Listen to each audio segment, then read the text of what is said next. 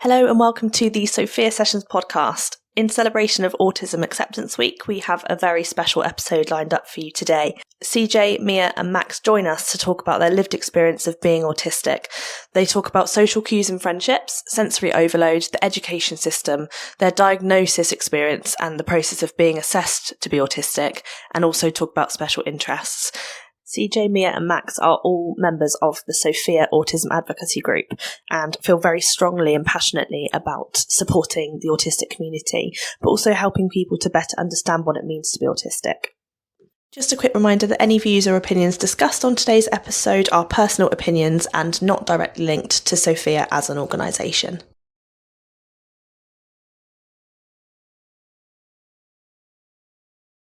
Hello, Charlie and Mia. Hello. Welcome to the SOFEA Sessions podcast. Thank you. It's so good to have you both on. Thanks. How are you feeling? Good. Nervous?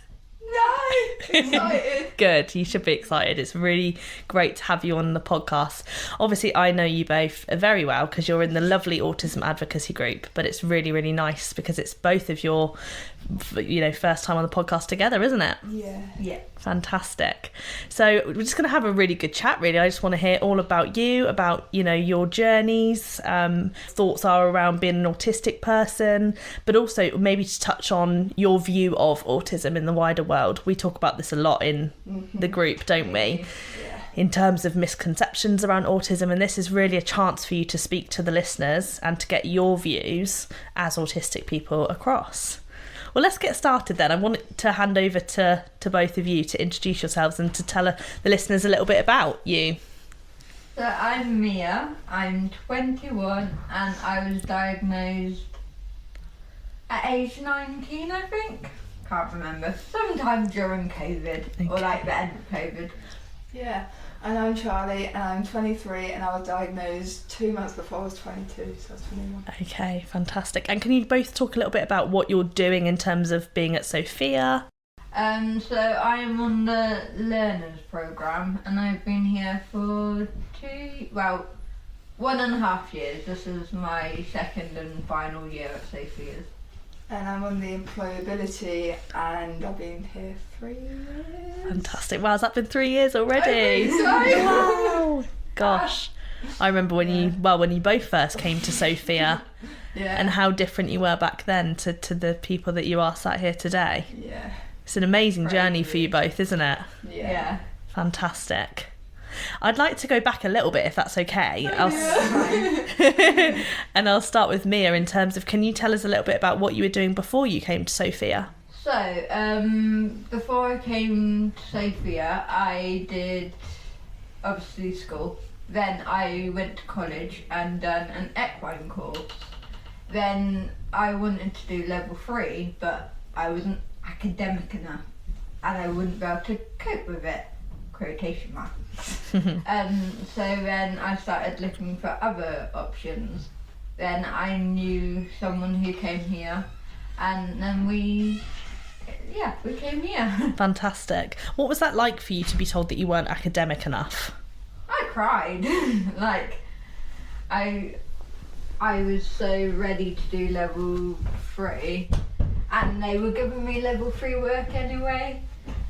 So I got my hopes up and then I was just a bit let down. Well, very let down. And then just like, Yeah, I can imagine that was quite a lot to bounce back from, especially at such a young age and being in quite an important part of your life, educationally. Yeah. So you've been at SOFEA for 2 years, and what's that been like for you? It's been amazing. I've made friends. I can now have a proper conversation and my social skills have improved and Amazing. That's such a lovely reflection, isn't it? Yeah. You certainly come a long way from our point of view anyway. You were very quiet. You were very quiet, yeah. I remember you on your first day. You were very quiet, very anxious little thing, weren't you? Yeah. And now look at you, sat doing the podcast. Can't shut her up now. Exactly. Amazing. Thank you, Mia. And what about you, Charlie? What's your story? Tell us. So before I was at college and then pandemic, so I was at home for a year. And then, my mum ran the doctors and was like, something's wrong with Charlie. And then she was like, okay, you're not in education anymore, like go to SOFEA, blah blah blah. And I'm pretty sure in the same conversation or the conversation after, she also said, I think you could be autistic. And I was like, no, I'm not. Kind of am. Yeah, so. And what are you doing at the moment at SOFEA? I'm doing employability. Okay. So again, quite a long sort of winded journey for you in and out of education. Yeah. And all amongst that for both of you, being diagnosed as autistic. Yeah. So should we jump into that in terms of what your experiences were like? Because you were both diagnosed quite late in your teens and early adulthood, weren't you? Yeah. We were. Mia, do you want to talk first about your experience of being diagnosed? So I was on the waiting list for a while. Mm-hmm. Then I started having OT sessions. Then from that, I got to go to the diagnosis place. Mm-hmm. Sorry. That's okay. And also to get my IQ tested. Okay. And the process was really weird. They asked you lots of weird questions. Like, how do you brush your teeth? And you had to make a story out of like a bag of random stuff. It was really weird. Seeing how the brain pathways work, I imagine. Really I think weird. so. It is. Then I got diagnosed autistic from that, but me and my mum and my family member always known. Because my mum used to work with people with autism and stuff. Amazing. So your mum had some awareness of presentations of being autistic and was able to maybe spot some of those presentations in who you are. Yeah. Fantastic. And how did it feel for you after being on the waiting list for a really long time to get a diagnosis? I'm really interested in what your diagnosis means to you. Well, here's a funny story. So I went to my old yard and we were waiting for people to turn up. Then my instructor's mum came up and I was like, Julie, I'm autistic! And she gave me a hug and was like, you're really positive about it. I was like, yeah, now I know. She was like, love that. And actually, so it should be. This is why we're here. It is not a negative thing. No. And we need to be raising awareness of that, don't we? Being autistic, getting a diagnosis of autism is not a bad thing. No, it's not. You know, for some people it's helpful. For others people, then, you know, they don't find it helpful. But yeah, that's an amazing story. So for you, it gave you that explanation of, Because okay. obviously I have my physical disabilities, but so I was more like used to diagnosis than most people. But still, it was a good good and like needed. Yeah, fantastic. And what about you, Charlie? What was your experience of being diagnosed like, and what does your diagnosis of being autistic mean to you? Well, it's really important for me because, well, first of all, when I was diagnosed, I was like shocked because the only autistic person I knew was my friend's brother. And obviously he was a lot younger and obviously male, so you know, and I was nothing like him, and so I was like, I can't be autistic, what are you talking about? And then obviously doing research and stuff, and I was like, I could be autistic, and then obviously being here and stuff. And then I remember when I did get diagnosed and Wendy was saying, I'll be surprised if you didn't get the diagnosis. And I remember coming out of the car, telling her I was autistic, then running to you and telling you I was autistic. Yeah, I remember when you first made a referral to was it Kingswood you did yours with? Yeah. And that whole process of, you know, all those questions, but actually then how, if I remember correctly, and when you kind of went through that process, there were so many mixed emotions for you, wasn't there? Because it was like, yes, I'm autistic, I've got a label, I've got a diagnosis, I can finally explain who I am. But there was also another side to it, wasn't there, for you? Yeah. So, like, first of all, my mum cancelled getting a diagnosis because I was like, it's pointless. No, it's not. And then I did get it, and then it was like 2 days after, I was like, but how come it wasn't picked up earlier? Like, I was 21. So there was very mixed emotions of kind of being upset with like professionals and stuff. And yeah. And now you find it really helpful and really important to you, right? Because part of who you are. Yeah. Amazing. This explains so much, and now I don't hate myself for being weird. Yeah, that's so important, isn't it? Yeah. And that's the thing we always talk about here at SOFEA, as you guys know, it's that it's not weird, it's not disordered, it's different. Yeah. It's a different pathway, which kind of leads me on to talk about how we need to view being autistic differently. I understand you both have a couple of kind of key topics that you wanted to bring to this special episode. So shall I go to Charlie first, and you can kind of talk about your key subject? So we go to special interest then. Yeah. Let's talk about special interests. Well, Taylor Swift, and as this is episode 13, I'm quite impressed with that one. Yay!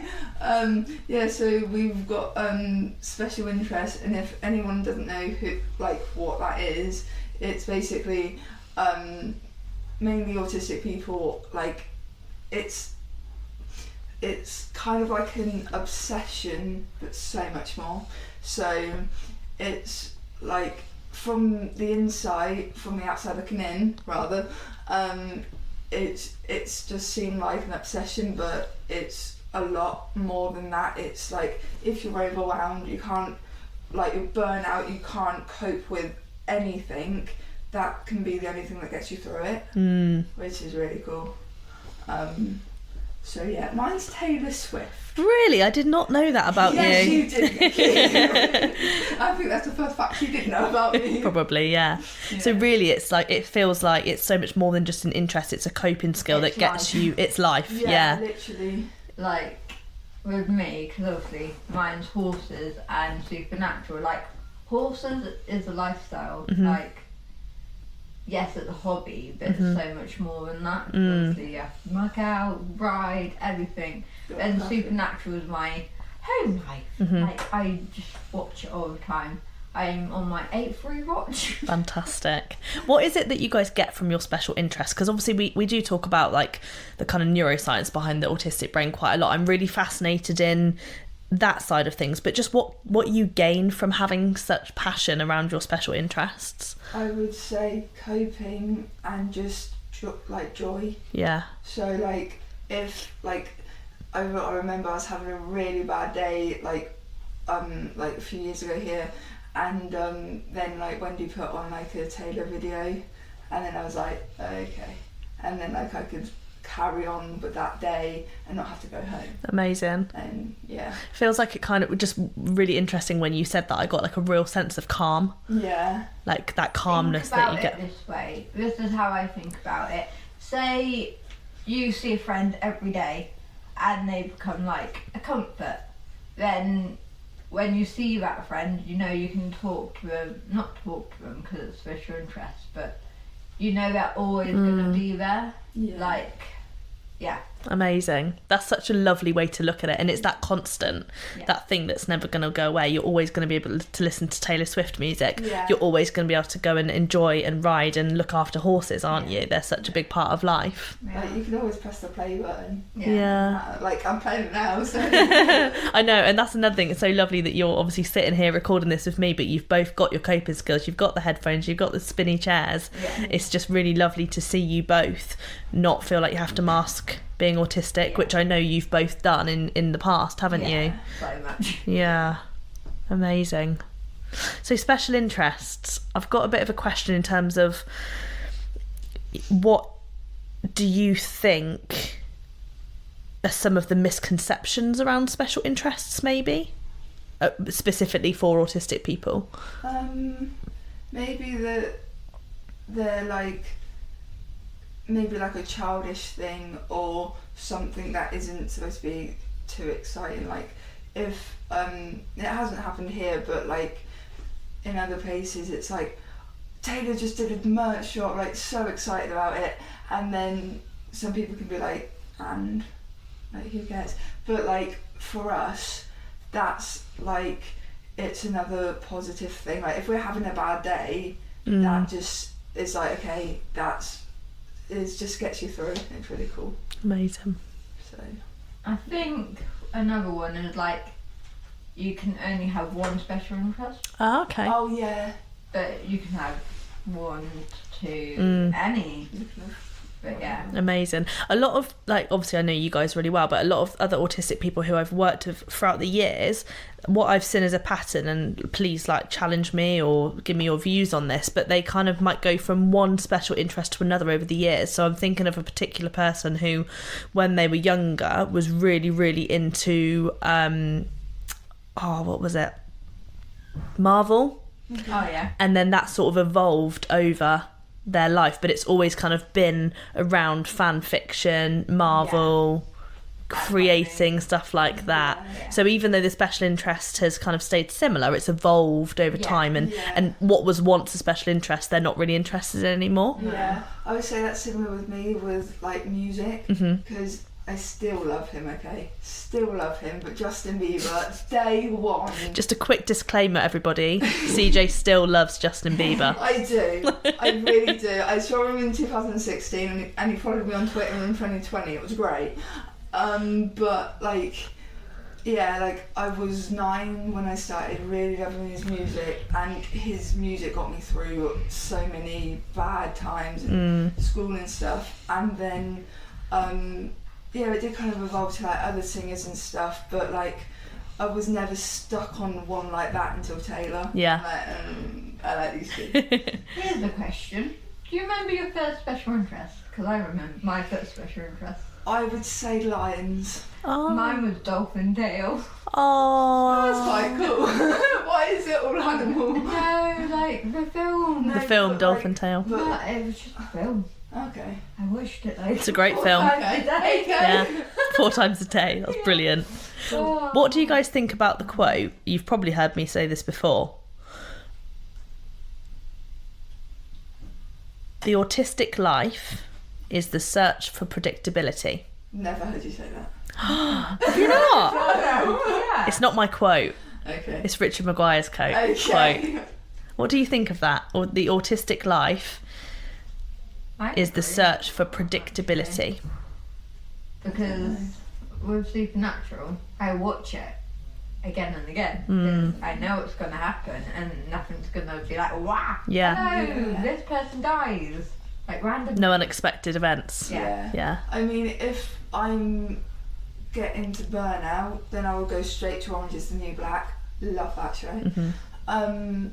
But like even yesterday, I just started a brand new show. Like, Yeah.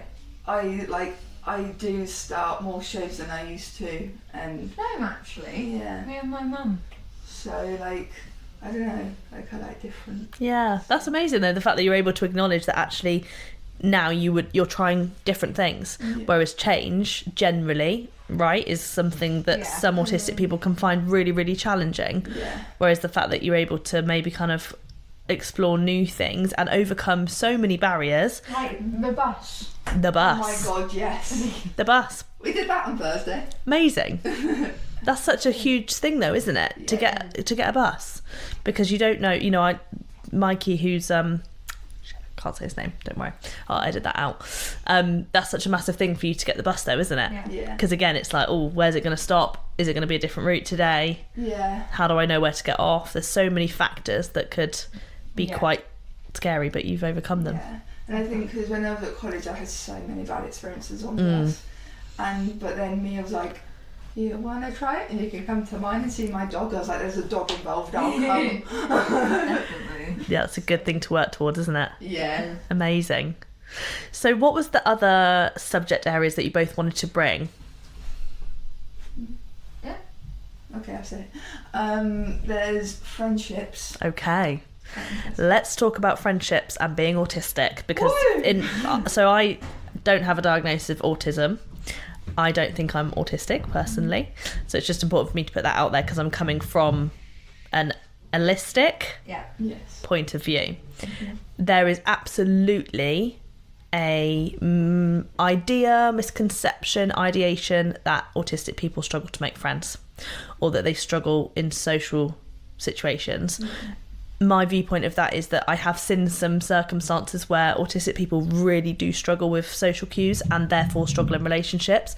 I've also seen the complete opposite, which is really important. So over to you guys for your thoughts on that. Well, me and Mia are best friends. I don't know where else to go. It's wrong. It's a myth. I think it depends on the person. Like, I think it does help when you're both autistic, like we are. But also, I do have friends who are autistic as well. Mm-hmm. But I feel like social cues are missed. And friendships are complicated. Mm-hmm. Like, very complicated. But I feel like if you find the right group of people, then it's fine. Like, yeah. I also think it's important to, we always talk about the kind of moving away from the linear spectrum of autism and talking more about the circular model, which is much more like social rather than the medical model, which is what we're all about. But I do think, it's important to acknowledge that there are some autistic people with a range of social and emotional difficulties, right? Who do find it really difficult to make friends and understand some of those social cues. What do you think some of those struggles are in terms of what are those social cues that some autistic people might not quite understand or struggle with? What I used to struggle with is when someone wants to stop the conversation. So just be there chatting away. Love that. And be like, okay. That's a really, really good point. I remember I was working with a lad when I first started at SOFEA, and it very much, remember it was my first job, right? So I was fresh out of uni and had started working on the Mental Health Academy project, and there was this guy that I was working with and he struggled with exactly the same thing, and we did about 6 sessions, and it took me 6 sessions to work out that he didn't know when I was going to end the session. So at the end of every session I said, let's finish now. Okay. This session is over, and it had to be that. Do you know what I mean? Yeah. And that worked for him. So that's a really, really good... Yeah, like you do have to be blunt sometimes. Yeah. But like I've always struggled with friendship. It's only like since Mia, I'm a bit like, okay. Mm-hmm. And do you think that's linked to you being an autistic person? Absolutely, yeah. Like, because there's been like loads of other times where I just blatantly haven't understood the situation or felt left out and that sort of stuff. And I think Mia's right, like it helps that we're both autistic and we talk to each other, communicate. Communication is key, people. Yes. And we can do that with each other, and then sometimes she's like, it's just the tism. I'm like, it's the tism, you're right. It's the tism. Right. Yeah. It's the tism. Yeah. So yeah. Okay. Just to pause in the flow, anything else that we want to talk about in terms of friendships or any other topics? There was one I wanted to do, disability and autism. Disability and autism, okay. So Mia, you mentioned earlier you are autistic, but you also have a physical disability. I do. Would you like to talk more about that? Yes, definitely. Because I have an atypical chromosome disorder, and with that it ties in autism and hypermobility, what I've got. The hypermobility is like weak joints, and I'm very fatigued all the time. But with autism and hypermobility, I see a lot of like, what's the word? Like parallels? Yeah, like with autism you can be fatigued, but with hypermobility you can be fatigued. I don't know if this is an actual like statistic or like they've like tested it, but it's very likely that if you're autistic you have hypermobility or EDS. Like they go hand in hand with each other quite a lot. Interesting. It's quite weird. Yeah. I've definitely seen a lot of research on that in terms of, I think the word's like co-occurrence. So if you have a diagnosis of autism, if you are autistic, you're also quite likely to be neurodivergent in another form. So you might be dyslexic, you might have dyspraxia, you might have ADHD, you might have Tourette's, epilepsy, whatever it might be. So co-occurrence is a huge thing. And it's exactly, in terms of that umbrella, mental health. If you've got one mental health condition, you're quite likely going to have another. That's a good statistically medical model thinking. Literally. And like having both of them, and inaccessibility of the world. That could be a whole different podcast, like like disability and accessibility. Yeah, we should do that. Yeah. But like, it just gets too much sometimes. But you learn to cope with it. Yeah, and we talked a little bit around, I don't think we've done this in this episode, but in terms of reasonable adjustments and what those actually are. You didn't have that at school? No, never. I just got called lazy all the time. What did you need? I needed a 1-to-1, which I get that schools don't have funding. Sure. But I got a 1-to-1 in Spanish and not English or maths, which I kind of needed it. Yeah, random. And I needed extra time to get to lessons, but no. And I needed like a key to this lift we used to have, but no. Just a lot of, again, it could be a whole different podcast. Let's plug it in. We're doing one on access for sure. Amazing. So I want to just finish off this episode, guys. I really want to think about your message to either other autistic people or maybe to some of the listeners who don't fully understand autism or what it is to be autistic. Have you got anything that you'd like to say to those points? Probably research before you judge other people, and if you think you're autistic, research. And if you are going through a diagnosis and it's taken your time, be patient. It will all work out in the end. Yeah. And just keep your head up. I love that. And it's not a bad thing if you are autistic or ADHD or... Yes. Yeah. Whatever the diagnosis, whatever the label, it should not be a bad thing, right, guys? No. Difference, not disorder. Yes. Amazing. Well, thank you both so much. This has been so lovely. And I'll see you at the next Autism Advocacy Group. Yeah. Hello, Max. Hello. Welcome to the SOFEA Sessions podcast. You are back. My goodness, so much has changed, but yet so little. It began so little. You're right. It's so good to have you back. You were one of our very first episodes. Unfortunately, that would be at this point a different kind of Max now. Ah, you are now the evolved Max. I'm a different one, yes. Oh, well, I can't wait to speak to this new evolved Max. You'll probably say the same stuff as it did last time.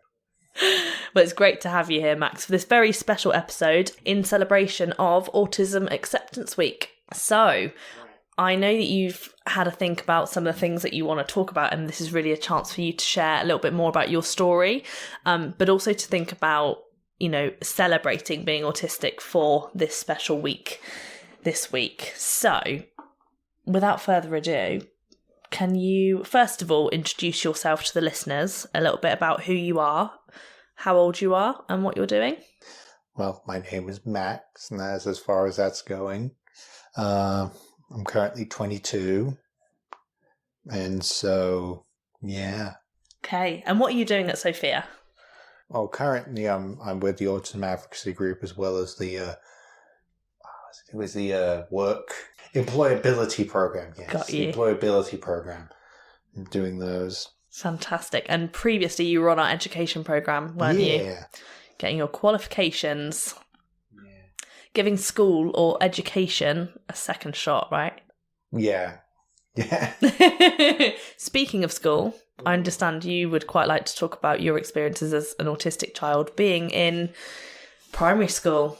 Well, it all started many years ago at this point. The primary school thing was before my diagnosis, but I still struggled at school from what my parents would say and how they would get genuinely angry and frustrated and such. But I don't remember those things. So I can speak at that. I was first diagnosed with dyspraxia at a very young age because it's very hard to hide those kinds of things compared to autism. I didn't get diagnosed until I was 12 years old at the start of secondary school. So that's something. Yeah, so you would have been in around year 7 or 8 when you were diagnosed as autistic, yes. Is that right? Okay. So what was it like for you being an autistic child at secondary school? Well, so it was a school nearby, That's all you're getting. Because if you know, you know. But if you don't know, just you don't know. Get to know. It was genuinely not a nice place in general for anyone who was not the typical norm. So are you saying that you felt that a lot of the neurodivergent young people had a really challenging time? If they were there, I didn't know. But they didn't want to stand out because the school, I guess we can call it, the secondary school, was never a axe, never a dagger. It was a grindstone. It was a bunch of small, tiny things that would build up over time. Now, either the two ways you could deal with that is either you become callous, very emotionally repressed, because that's the only way you're able to keep saying, like I did. So that feels like a huge struggle to have to implement coping strategies like that just to cope. You know, I've never taught these things. You have to do this on the fly, which I feel like is worse because you don't have any guidance and you don't know when to stop. Yeah, so it's just a response to a situation. Yeah. And we have they're famous, or I guess you could say infamous, now this might clue in on some people who know, of the anti-bullying policy. They tout that when you go there for your, before you go there and such. They tout that as there was a big thing back when I was there. It didn't work. It was the equivalent of, could you point these people out? And that's as far as it went all of the time. Didn't go anywhere, didn't move the needle any further, didn't help anything. They just did it anyways. Do you feel you were bullied because you were autistic? I think I was bullied everything around being autistic. I was never bullied for being autistic. I was bullied for being alone, looking similar to someone else, and such. I was never bullied for... I was pretty much bullied for everything but that. In fact, I think most people didn't know. So that's why they were also very comfortable with using the term autism as a slur. And that's something that happened to you, is that people used to use around you? Yeah, around me. They obviously didn't know, but they certainly were comfortable saying it. Let's go back to talk about this anti-bullying. What do you feel an anti-bullying policy or organisation should look like or should be? Personally, I feel a little bit more organised than what that was. Okay. I don't know if it's gotten better or worse, because past that first incident that happened in the first year didn't really come up again. But it didn't stop either, so I don't think it did much. But these are some deep wounds that have had many years to heal over and such, but it's never easy. No. It's never easy. These kinds of things. It's never easy. So you mentioned earlier you are part of the Autism Advocacy Group at SOFEA. As a founding member, yes. You are a founding member. You are an OG. Very proud of that. Can you tell me what your thoughts and feelings are around being part of that group? And also, what do you think, in your opinion, does that group set out to achieve?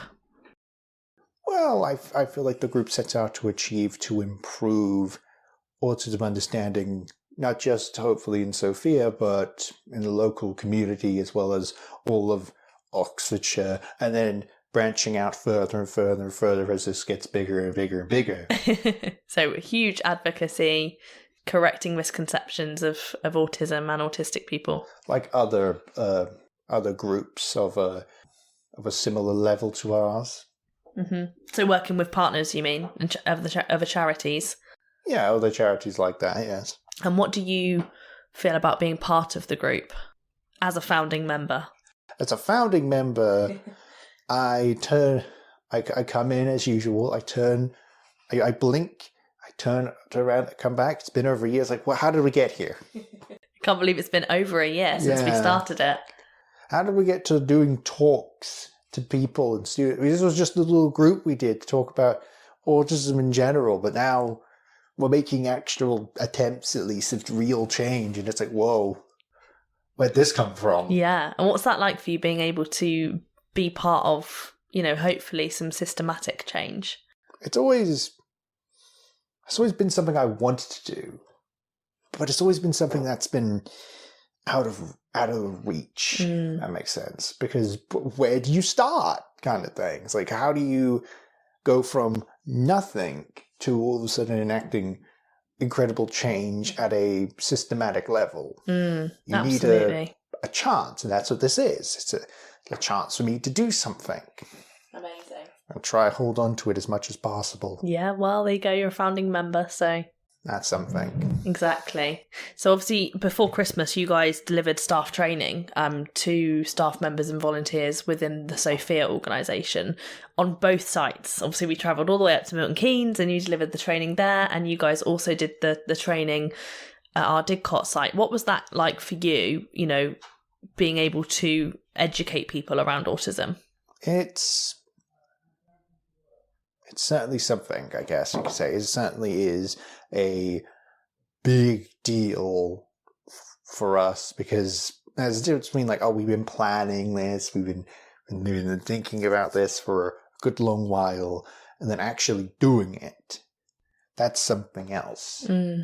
Actually feeling like reaching out to people and getting them to understand you is very impactful. So there's a couple more things that I want to talk to you about, Max. The first one being the subject of reasonable adjustments when we're talking about supporting people who are autistic. Obviously, you wear your headphones and you wear them a lot, all the time when you're at SOFEA. Am I right in saying that? Yes. I'm interested in what you get from your headphones, why they are helpful to you, and I guess how they link to you being autistic. Well, it's a number of things. I think other autistic people in the SOFEA sect, I guess, can relate to the fact of it helps with noise dampening to some extent. But for me, it's not just noise dampening, it's distraction. Because I am very easily distracted, and with my dyspraxia, I have short-term memory issues. So I could be doing an activity, I could put the activity down, I could turn around, a new activity shows up, and the other activity might as well not have been there. Okay, so it helps prevent being distracted by lots of different things going on at once. It allows me to focus on one thing and do another thing, compared to when there's 5 things going on, and there's smells, such as textures, such, it gets overwhelming at times. Of course. There are obviously limits, because I can't have noise cancelling for safety reasons and such, so sometimes these reach their limit. Yeah, of course. That's happened before here, and I had to leave because it's just too much. Yeah, just that sensory overload was just too overwhelming for you, right? It's very rare that it happens, but when it does happen, I'm at least able to actually calm down or go to an area that I can actually calm down in. Yeah, so finding that safe place for you where you can just go and decompress and get back to that. More about leaving the area. Yeah, that's triggering. Yeah.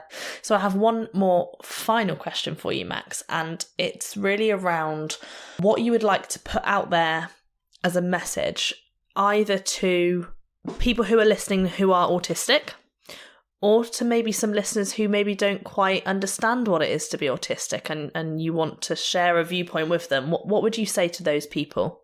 Put all the weight on my shoulders, why don't you? God, the idea of strangers with autism listening to this and seeing me, God, that puts a weird feeling in my chest. If you were listening to this before you came to SOFEA, what would you want to hear? That's tricky. That's always the thing. Is the same thing. It's if you go back in time, what would you say to me? And it's I would say nothing, because that's how I would get here. I love that. You wouldn't want to change the pathway you've been on. Yeah, exactly. Okay. I guess we could use that as something.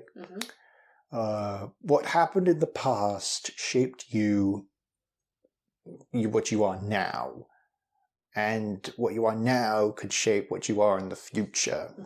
Sweat dripping from me because of that. Oh, God. You did a great job. Oh, well, thank you so much for coming onto the SOFEA Sessions podcast for this special Autism Awareness Week episode, and thank you for sharing your story. I'll try. And onwards and upwards for systematic change. Yes. I tried to tell you as much as I can remember. You did a fantastic job, so thank you. A massive thank you to CJ, Mia and Max for coming onto the podcast today and so bravely sharing your lived experience and doing such amazing work for not just the autistic community, but our community in general. Plans for the Autism Advocacy Group next year are really exciting, and the young people are going to be engaging in lots of training and development for people in the community so that we can all better understand autistic people and therefore be much more inclusive. As always, please do like, share and subscribe. It really helps us out. If you want to get involved in the podcast, you can contact us at wellbeing@sofea.uk.com. Or if you have any general queries about SOFEA, you can also email us at info@sofea.uk.com, or you can visit our website.